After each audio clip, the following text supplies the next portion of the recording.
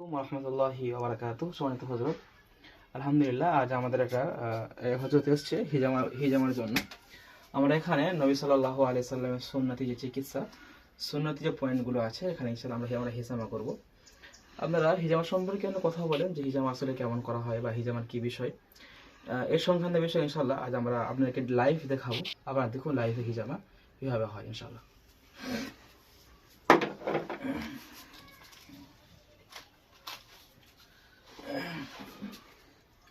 একটু আগে আসো। ঠিক আছে,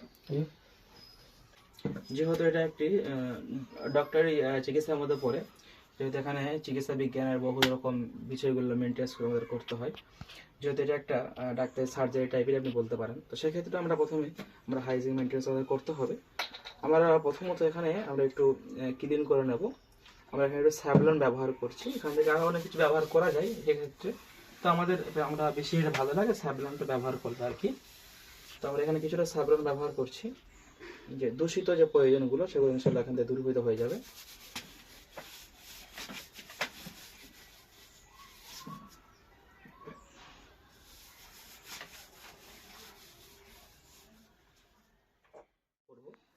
যেহেতু আমরা এখানে মুভিং মাসাজ দেব, মুভিং মাসাজ দেওয়ার কারণে আলহামদুলিল্লাহ আমাদের হিজামাটা করতে কোনো সুবিধা হবে এবং মাসাজের ক্ষেত্রে খুব কার্যকারিতা হবে।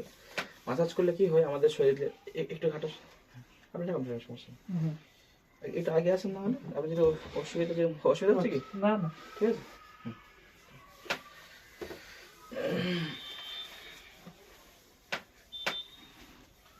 যে শরীরের যে জমে থাকা যে টক্সিনগুলো, বদরক্তগুলো এখান থেকে আলহামদুলিল্লাহ ক্লিয়ার হয়ে যাবে।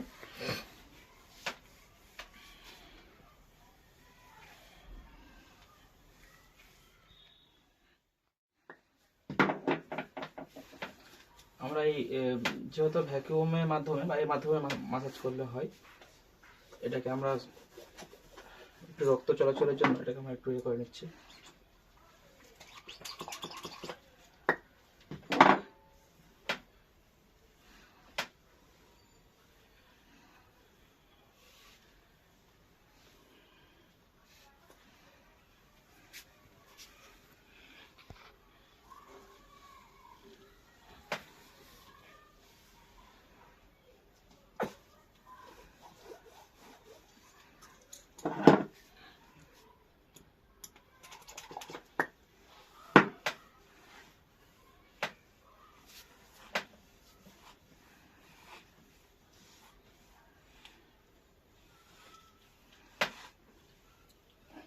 আপনার যদি কাছে আসেন দেখতে পাবেন যে দেখুন যে চামড়া দেখুন রেড রেড হয়ে যাচ্ছে, মানে রক্তের যেগুলো চলাচল করছে। আমরা এই যে পাম্পিংয়ের এত ক্ষমতা আছে, আমরা পাম্পিং করার সাথে সাথে দেখুন যে রক্তের জমে থাকে এবং আমাদের চামড়া যে অক্সিজেন ঢোকে না, দেখুন শুধুমাত্র এতটুকু করার কারণে দেখুন যে এটার সাথে সাথে এটা চলমান হয়েছে আলহামদুলিল্লাহ।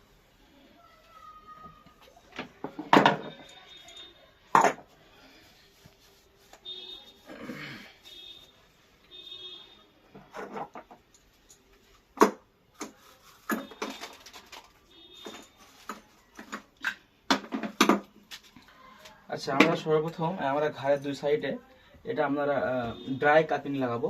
ঘাড়ের দুই সাইডে আমরা ইনশাল্লাহ ড্রাই কাপিং লাগাবো। বাকিগুলো যেগুলো বসবে এগুলো আমাদের ওয়েট কাপিং হবে ইনশাল্লাহ।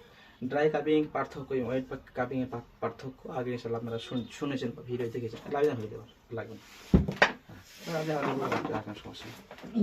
হ্যাঁ, ঠিক আছে, ঠিক আছে, ঠিক আছে, ঠিক আছে।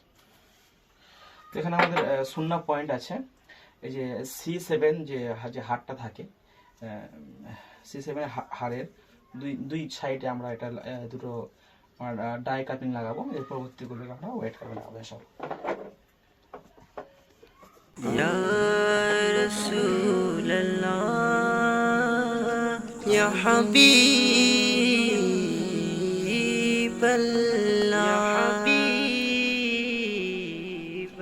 মনে বড় আশা ছিল যাব মদিনায়, মনে বড় আশা ছিল যাব মদিনায়। সালাম আমি করব গিয়ে নবী যে রোজায় সালাম আমি করব গিয়ে নবীজি রোজা। চলো যাই সবাই মক্কা মদিনায়, চলো যাই সবাই মক্কা মদিনায়। আরব সাগর পাড়ি দেব, নেই কো আমার তরি, পাখি নই যে উড়ে যাব ডানাতে ভর করে। আরব সাগর পাড়ি দেব, নেই কো আমার তরি, পাখি নই যে উড়ে যাব ডানাতে ভর করে। সঙ্গে করে নাও নাও ভাই খানি কৃপা করি, সঙ্গে করে নাও নাও ভাই খানি কৃপা করি। চলো যাই সবাই মক্কা মদিনায়, চলো যাই সবাই মক্কা মদিনায়, মক্কা মদিনায়। সেগুলো আমরা 5 মিনিট রাখবো। 5 মিনিট রাখবো, 5 মিনিট পরে ইনশাল্লাহ এটাকে আমরা খুলে নেওয়ার পরে এরপরে এখানে আমরা এই হালকা একেবারে স্কিনটা আমরা একটু কাটলাম। এরপরে আমাদের আরো দুটো পয়েন্ট হয়।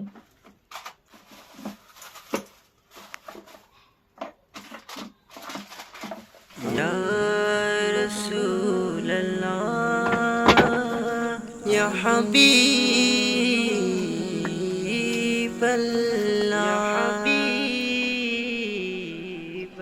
মনে বড় আশা ছিল যাব মদিনায়, মনে বড় আশা ছিল যাব মদিনায়। সালাম আমি করব গিয়ে নবী যে।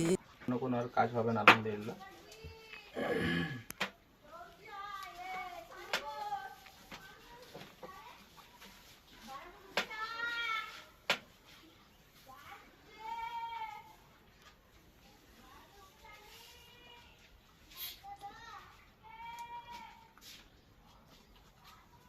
ইয়া রাসূলুল্লাহ ইয়া হাবিবাল্লাহ,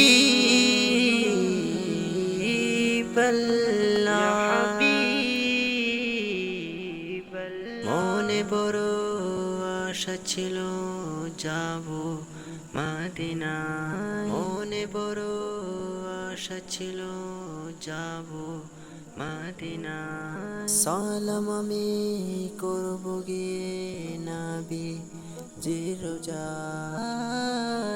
সালাম আমি করব গিয়ে নবীজি রোজা। চলো যাই সবাই মক্কা মদিনায়, চলো যাই সবাই মক্কা মদিনায়। আরব সাগর পাড়ি দেব, নেই কো আমার তরি, পাখি নই যে উড়ে যাব ডানাতে ভর করে।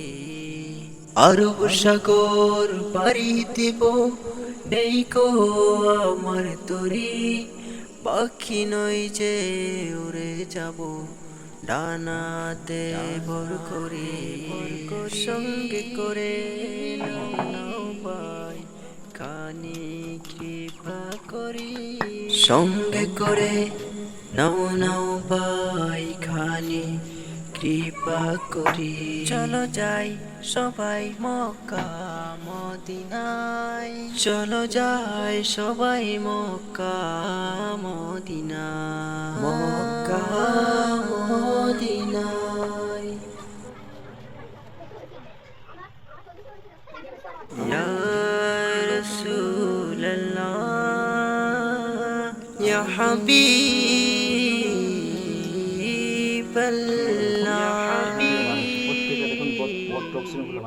মনে বড় আশা ছিল যাব মদিনায়, মনে বড় আশা ছিল যাব মদিনায়। সালাম আমি করব গিয়ে নবী যে রোজায়, সালাম আমি করব গিয়ে নবীজি গো চলো যাই সবাই মক্কা মদিনায়, চলো যাই সবাই মক্কা মদিনায়। আরব সাগর পাড়ি দিব, নেই কো আমার তরি, পাখি নই যে উড়ে যাব ডানাতে ভর করি।